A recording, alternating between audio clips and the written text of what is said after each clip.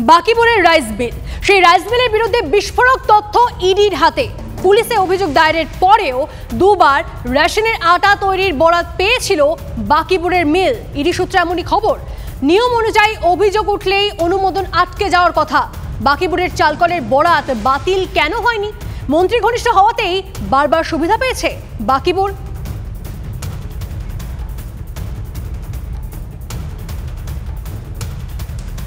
এদিকে মেডিক্লেমে দুটি জরুরি বদল আনার ভাবনা বীমা নিয়ন্ত্রক সংস্থা আইআরডি এর।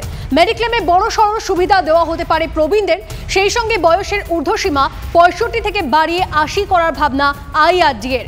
হাসপাতালে ভর্তি না হয়ে ডে কেয়ারেও যাতে বীমার সুবিধা পাওয়া যায় সেই ব্যবস্থার ভাবনা বীমা নিয়ন্ত্রক সংস্থার। এদিকে রাজ্যে আরও এক কোভিড আক্রান্তের হদিশ। চলতি সপ্তাহে নতুন করে আক্রান্ত 5। এই মৌসুমে কলকাতায় আক্রান্তের সংখ্যা বেড়ে 14। কোভিডের JN1 উপপ্রজাতি নিয়ে সতর্কতা কেন্দ্রে। রাজ্যের কি অবস্থা, রাজ্যের কি পরিস্থিতি জানার চেষ্টা করব। সৌরভ দত্ত আমাদের প্রতিনিধি আমাদের সঙ্গে রয়েছেন সরাসরি। সৌরভ। তনিষ্ঠা, দেখো, এই মুহূর্তে রাজ্যে যেভাবে একের পর এক কোভিড আক্রান্তের সংখ্যা বাড়ছে, তাতে করে চিকিৎসকরা যেটা বলছেন বা তারা যেটা জানাচ্ছেন যে এইভাবে কিন্তু কোভিডের যে সাবভেরিয়েন্ট, সেই সাবভেরিয়েন্ট ধীরে ধীরে তার প্রভাব বিস্তার করে এবং এটা 14 থেকে 140 হতে খুব একটা বেশি কিন্তু সময় লাগার কথা নয়।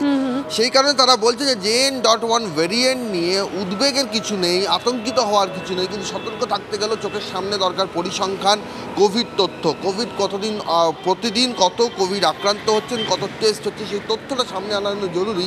সেই তথ্য যদি হাতে থাকে তাহলে জনসচেতনতা গড়তে সুবিধে হয়। কিন্তু এখনও পর্যন্ত 28শে জানুয়ারির পর থেকে কোভিড বুলেটিন রাজ্য স্বাস্থ্য দপ্তর প্রকাশিত করেনি। সেই কোভিড বুলেটিন বন্ধ রয়েছে। মানে স্বাভাবিকভাবে প্রতিদিন কত কোভিড আক্রান্ত হচ্ছে তা কিন্তু এ রাজ্যে জানা সম্ভব হচ্ছে না। সেই জন্যই জনস্বাস্থ্য বিশেষজ্ঞরা বলছেন যে যত দ্রুত সম্ভব কোভিডের যে বুলেটিন, সেই বুলেটিন প্রকাশ্যে আনা হোক। তনিষ্ঠা, বেশ, ধন্যবাদ সৌরভ। আর চিকিৎসকেরা তারা কি বলছেন আপনাদেরকে শোনাই।